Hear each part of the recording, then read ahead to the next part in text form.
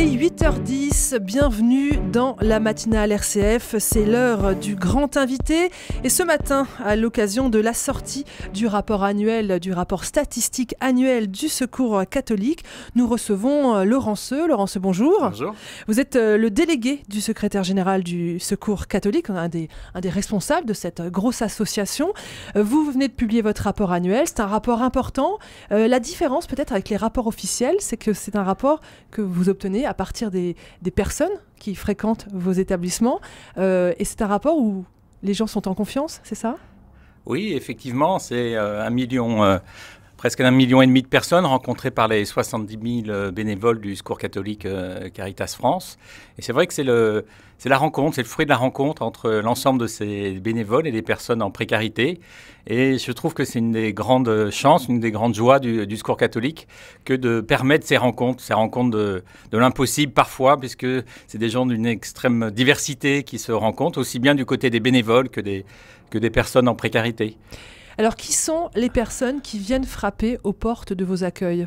Alors, les personnes qui viennent aux portes de nos accueils sont d'une extrême diversité. Je vous le disais, on rencontre aujourd'hui, par exemple, majoritairement encore des familles, donc des familles monoparentales, mais aussi des couples avec enfants. On rencontre des seniors qui sont en légère augmentation. On rencontre des hommes seuls, mais on rencontre aussi des migrants qui sont une population qui grandit dans nos accueils aujourd'hui. 40%, je crois, des personnes accueillies sont des migrants. Oui, c'est ça. Et près de la moitié sont sans papier ? Non, un peu moins. Un peu moins quand même, un peu moins. Ce qui choque peut-être quand on lit votre rapport, c'est la part des enfants aujourd'hui qui vivent en situation de pauvreté. La moitié des personnes que vous accompagnez sont des enfants ? Oui, effectivement, comme je vous dis, c'est des familles qui sont majoritaires, donc c'est des familles avec enfants. C'est vrai que c'est un chiffre qui est important. On le rencontre aussi, par exemple, aujourd'hui dans la population là, à Paris du 115, dans les familles qui appellent pour être hébergées. Aujourd'hui, il y a 10 ans, c'était majoritairement des personnes seules, des hommes. Aujourd'hui, sont des familles et c'est d'autant plus choquant. Alors, tous les ans, hein, vous publiez ce rapport. Quelles sont les particularités pour cette année ? Moi, ce qui m'a marqué cette année, c'est peut-être la sorte de concomitance entre la publication de notre rapport et la stratégie pauvreté qui a été annoncée par le gouvernement, parce qu'il y a un chiffre qui est marquant pour nous, c'est que le niveau de vie des personnes que nous rencontrons est de 540 euros. 540 euros, c'est juste en dessous du montant du RSA. Et nous sommes battus au moment de la stratégie pauvreté pour dire attention, pour sortir de la pauvreté, c'est bien qu'il y ait un accompagnement qui soit renforcé. C'est bien de penser le lien et le soutien vers l'emploi, mais il y a aussi cette question du revenu. Or, avec 540 euros par mois, on ne vit pas avec 540 euros par mois, on survit. Les personnes se battent, c'est vraiment un combat de tous les jours. Et l'enquête que nous avons faite sur la protection sociale montre combien les personnes se privent pour leurs besoins alimentaires, par exemple, se privent pour leurs besoins par rapport à la question de charges, mais aussi, par exemple, pour 35% d'entre elles font des économies sur la santé même. Et donc, il y a une certaine forme de zone là qui se crée, une polarisation entre des personnes qui s'en sortent et celles qui sont encore loin de l'emploi. Et nous craignons au Secours catholique cette forme de polarisation, cette attention marquée pour les personnes qui effectivement vont s'en sortir. Mais parfois, pour s'en sortir, il faut du temps, quoi. Je pense, moi, à des personnes rencontrées. Je pense à Vanessa, par exemple, qui est une femme qui a connu des petits boulots et puis qui, après, s'est vue marquée par une maladie importante. Puis elle a eu un parcours très, très haché avec des ruptures. Ses droits ont été arrêtés et donc pendant près d'un an, elle a dû vivre avec à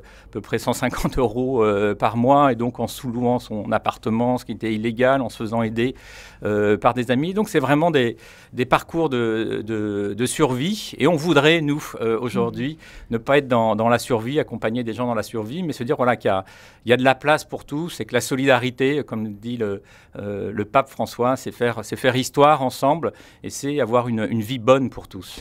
Vous insistez beaucoup sur l'importance des solidarités de proximité dans ce rapport. C'est d'abord vers la famille, vers les amis qu'on se tourne quand on tombe dans la pauvreté ? C'est ce que nous disent en tout cas les personnes en précarité quand elles disent mais où est-ce qu'on trouve du soutien?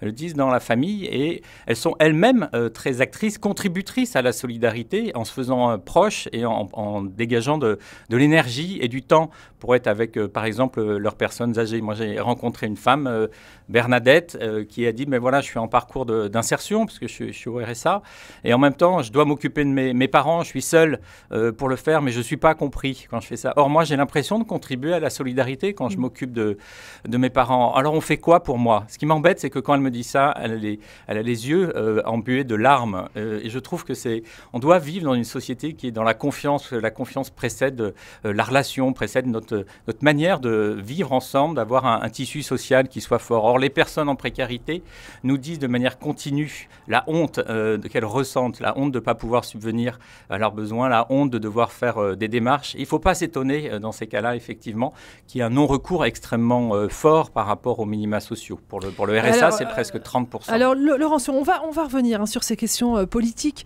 et cet appel à renforcer la protection sociale que vous mettez en avant dans ce rapport. Mais je voudrais qu'on continue à raconter un peu, comme vous venez de le faire, les itinéraires de ces personnes.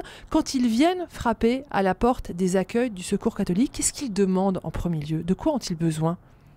Ce qui est intéressant, c'est que les personnes disent que leur besoin principal, premier, c'est un besoin d'écoute. C'est un besoin d'écoute. C'est pas de l'argent. C'est 59%. Et plus on est pauvre, plus ce besoin d'écoute est important. Pour les personnes qui sont vraiment les plus pauvres, parmi celles qu'on rencontre, ce besoin est exprimé à hauteur de 71%, vraiment comme un premier besoin. Et donc le fait de se dire, oui, j'ai besoin de pouvoir être écouté sans jugement. Il y a Delphine qui m'a dit ça il y a quelques jours. Et moi, je trouve que c'est incroyable. Et on a du mal, en fait, quand on va relativement bien et qu'on a une vie à peu près stable, de percevoir combien ce besoin de confiance et d'écoute. Et moi, ça m'interroge effectivement sur le message que renvoie notre société à l'égard des personnes. Je pense que c'est des choses qui évoluent. Donc en fait, ils viennent, ils ont besoin de s'asseoir, de prendre un café et puis d'être écoutés avec bienveillance. Alors ils ont des besoins d'aide aussi, bien sûr. Parce que sinon ils ne viendraient pas nécessairement. Mais oui, effectivement, c'est quand même un besoin qui est premier.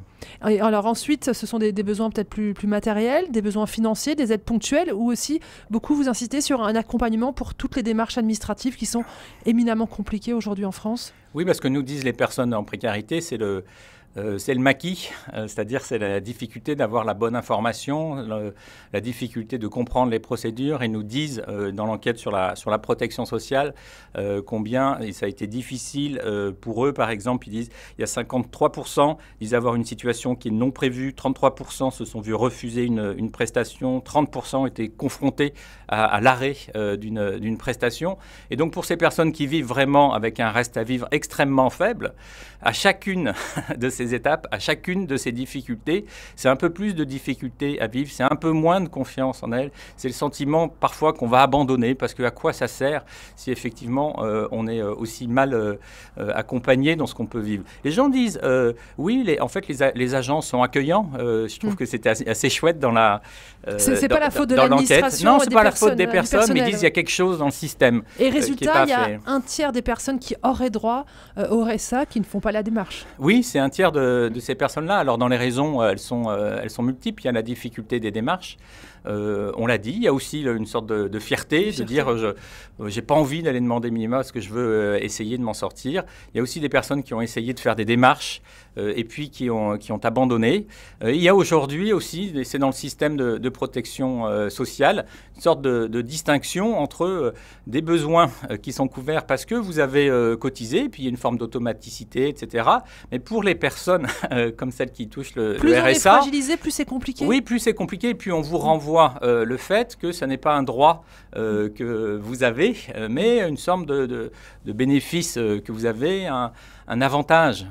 Or, La protection sociale, les personnes nous le disent, hein, pour nous, ça serait vraiment de pouvoir faire en sorte que chacun ait une vie digne. Et on n'a pas une vie digne avec 540 € par mois. On est dans une zone de survie. Et on redit, 540 €, c'est le revenu médian des personnes qui viennent vous consulter. C'est-à-dire que la moitié d'entre elles touchent moins de 540 € et certaines rien du tout. On n'a pas encore parlé de la question du logement. On a été très marqué cette semaine par l'effondrement de ces immeubles à Marseille. On a découvert encore un 6e corps dans les décombres. Le logement, c'est presque le premier des droits et c'est pas encore une réalité en France. Oui, le logement, c'est 4 millions de personnes mal logées en France aujourd'hui. D'après les chiffres de 2012 de l'INSEE, c'est plus de 140 000 personnes à la rue, ce qui est une augmentation de 50%.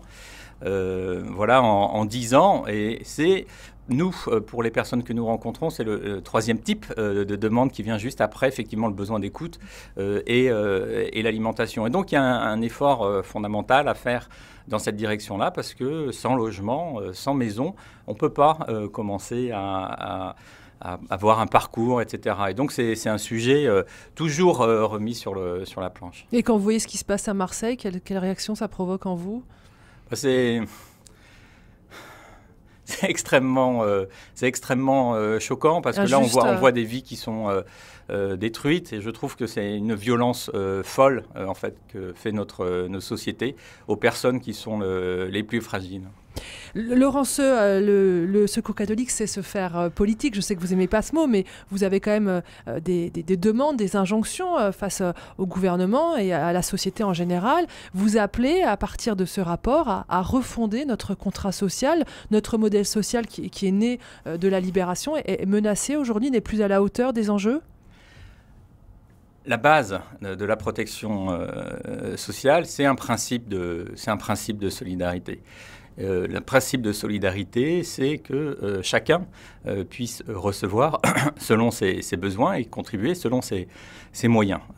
Aujourd'hui, ce principe, il est mis à mal tant qu'effectivement un nombre considérable de personnes se retrouvent dans une zone de survie. Et donc on dit, nous, il faut effectivement faire en sorte qu'on retrouve quelque chose de plus global autour de ce principe de solidarité, de telle façon que tout le monde puisse vivre ensemble et dans la confiance. Donc ça, c'est un grand principe général. Après, il y a des choses aussi extrêmement précises que nous disent les personnes. On en a évoqué quelques-unes déjà. Par exemple, toute cette difficulté, par exemple, de continuité pour les personnes, tous ces parcours hachés. À chaque fois qu'il y a des ruptures, on a des problèmes. Voilà. Donc ça, c'est quelque chose qui est évoqué de manière très claire. Un autre aspect, peut-être pour aller dans un autre angle, c'est que les personnes en précarité disent, je l'ai évoqué tout à l'heure, leur contribution à la solidarité. Disent comment est-ce qu'on arrive à reconnaître cette contribution-là.